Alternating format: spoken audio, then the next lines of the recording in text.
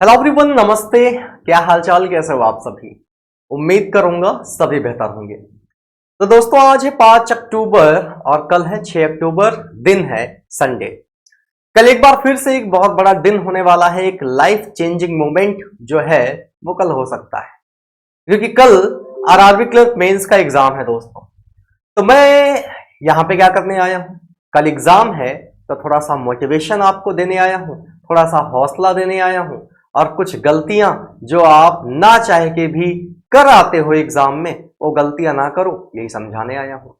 मेरे प्यारे दोस्तों, और आरबी पीओ मेंस का जब पेपर था तो उसके पहले मैंने आपको सारी चीजें समझा के भेजी कि इस एग्जाम में या फिर जितने भी मेंस एग्जाम होते हैं उनमें एक रणनीति ऐसी है जो सबसे ज्यादा इंपैक्ट डालती है आपके पूरे पेपर पे, और वो है स्किप स्ट्रैटेजी।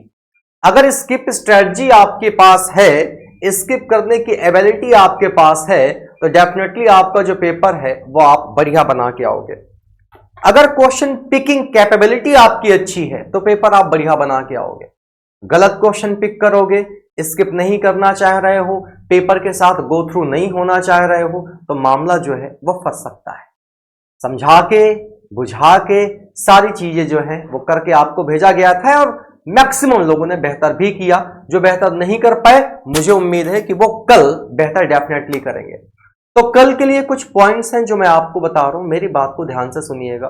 देखो, रीजनिंग और मैथ, इन्हीं दोनों में आपको ज्यादा स्ट्रेटजी बनानी है, क्योंकि जनरल अवेयरनेस, कंप्यूटर और हिंदी या इंग्लिश आता होगा तो टिक करोगे, नहीं आगे बढ़ जाओगे। वहां जोड़ घटाना, गुणा भाग नहीं करना, फिगर नहीं बनाना, डायग्राम नहीं बनाना, वहां ऐसा कुछ नहीं करना। तो ज्यादा जो रणनीति है वो मैथ और रीजनिंग पे आपको बनानी है। सबसे पहले तो आपको अपने पूरे पेपर के साथ गो थ्रू होना है। ये बहुत ज्यादा इंपॉर्टेंट है, क्योंकि कई बार हम बेकार की चीजों में उलझे रहते हैं और आगे हमें इजी इजी चीजें गिवन होती हैं, और हम स्टार्टिंग में ही उलझ के अपना पूरा का पूरा समय जो है वो खत्म कर देते हैं। नंबर कोई मन में सोच के जानी नहीं है। जितना मैक्सिमम वहां करके आ पाएंगे उतने मैक्सिमम क्वेश्चंस हम करके आएंगे।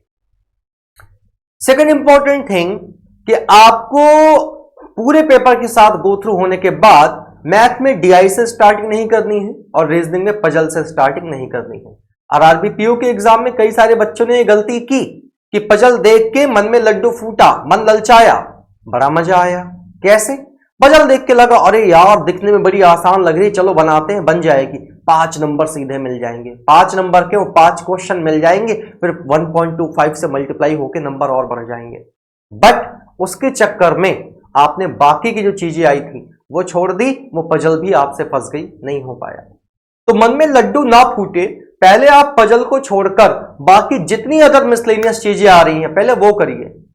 जब आप वो कर लीजिए, उसके बाद जो पजल बचेंगी उसमें से भी आपको सिलेक्शन करना होगा कौन सी पजल करें कौन सी ना करें। तो पजल को पहले टच ही ना करो ना, वरना समय भी चला जाएगा, दिमाग भी खराब होगा, माथा तो खराब होना ही है, और उसका इंपैक्ट आगे अदर क्वेश्चंस पे पड़ेगा। इसी तरीके से मैथ्स में डीआई से स्टार्टिंग नहीं करनी है। पहले अदर जो डुएबल चीजें हैं, अगर वन लाइनर मिल रहे हैं तो उनको कर लो, Q1 Q2 डेटा सफिशिएंसी, ये सब कर लो। अरिथमेटिक और डीआई में ये मैं हमेशा कहता हूं, आपका सिलेक्शन होना चाहिए, आपकी चॉइस होनी चाहिए। आपको लगता है मेरा डीआई बहुत अच्छा है, अरिथमेटिक थोड़ा सा वीक पॉइंट है, तो पहले डीआई कर लो। डीआई में भी जो डुएबल डीआई है वो, अगर आपको लगता है कि मेरा अरिथमेटिक ज्यादा अच्छा है, डीआई मेरा कम ठीक है, तो डीआई को बाद के लिए रखो, अरिथमेटिक में से पहले जो भी आपके डुएबल क्वेश्चंस हैं वो कर लो। तो ये रणनीति आपको अपनानी होगी, पेपर के साथ गो थ्रू होना पड़ेगा। 30 मिनट का ही आपके पास समय है। पहली बार ये सेक्शनल टाइमिंग इंट्रोड्यूस हुई है आरआरबी के अंदर, तो नो डाउट ये कहीं ना कहीं पेपर के पैटर्न पे तो इंपैक्ट डालेगी ही डालेगी, कट ऑफ में और अटेम्प्ट्स में भी इंपैक्ट डालेगी। कम करना लेकिन सही करना। ऐसा मत करके आना कि आपको लग रहा हो कि अरे यार मेरे तो 110 अटेम्प्ट ही हुए हैं और लोग कहते हैं कि 150 अटेम्प्ट करने चाहिए, काम करता हूं कुछ अंधी मार देता हूं। ये गलती कतई मत करना। जेन्युइन अटेम्प्ट करके आना। अगर आपको लग रहा है कि 110 115 मेरे से हो पाए हैं, जेन्युइन है, एक्यूरेसी है, बस इनफ है, इनफ है। मैं ये नहीं कहता 110 115 में आपका सिलेक्शन हो जाएगा, लेकिन क्या पता कि कुछ नॉर्मलाइज होके आप कट ऑफ को ही क्लियर कर ले जाओ। पहले से कुछ पता है क्या आपको? नहीं पता ना। और बाद में फिर पछतावा हो कि मेरे 110 115 नंबर तो आ रहे थे और मैंने नेगेटिव करके सारी की सारी चीजें जो है वो गड़बड़ कर दी। तो मेरे प्यारे भैया, आपने सिंपल सा एक काम करना है, नेगेटिव नहीं करके आना है। अपनी जानकारी के हिसाब से, अपनी जानकारी में जितना आपको लगता है कि नहीं सर ये सारी चीजें जो है हमारी सही है, उतना सही करके आइएगा, गलती मत करके आइएगा, ठीक है।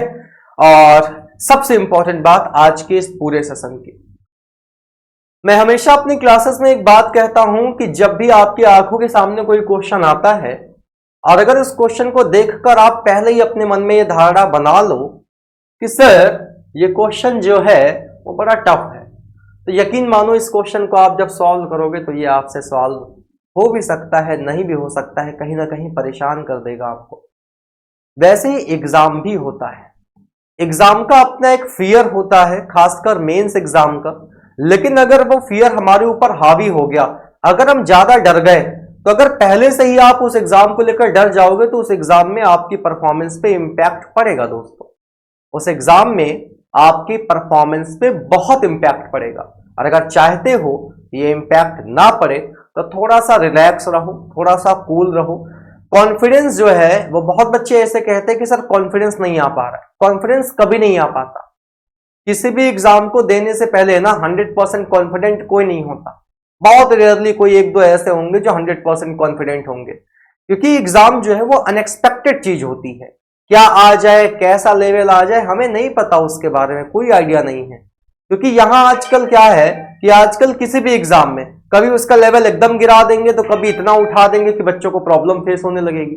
तो इसलिए दोस्तों अपने आप को कॉन्फिडेंट फील कराइए और अपने माइंड से, अपने आप से ये कहने पर मजबूर कर दीजिए उसको कि मुझे सब आता है, मैंने जो पढ़ा है वहीं से पेपर बनेगा। That is the best thing. वहीं से सारी चीजें जो है वो आपकी पूछी जाएंगी। तो अपने आप को ये सारी चीजें कह के कॉन्फिडेंट फील कराइए, क्योंकि अगर आप जरा सा भी लो फील करोगे, अगर आपको थोड़ा सा भी ऐसा लगेगा कि नहीं यार सर मेरा तो दिक्कत हो रहा है, प्रॉब्लम हो रही है, तो भाई साहब यकीन मानिए फिर प्रॉब्लम हकीकत में हो जाएगी। तो थोड़ा सा कॉन्फिडेंट फील करिए, अपने आप पर भरोसा रखिए और आप बेहतर करके आएंगे। So all the best for your exam. अच्छे से करके आइएगा, क्योंकि कल के बाद, जस्ट एक हफ्ते बाद आपका आईबीपीएस क्लर्क का मेंस का भी एग्जाम लगा हुआ है। तो रखिए अपना ख्याल, हंसते मुस्कुराते रहिए, टाइम पे एग्जाम सेंटर पहुंच जाइएगा, इंपॉर्टेंट डॉक्यूमेंट्स कैरी करके ले जाइएगा। Thank you so much everyone, take care, have a great day, bye everyone.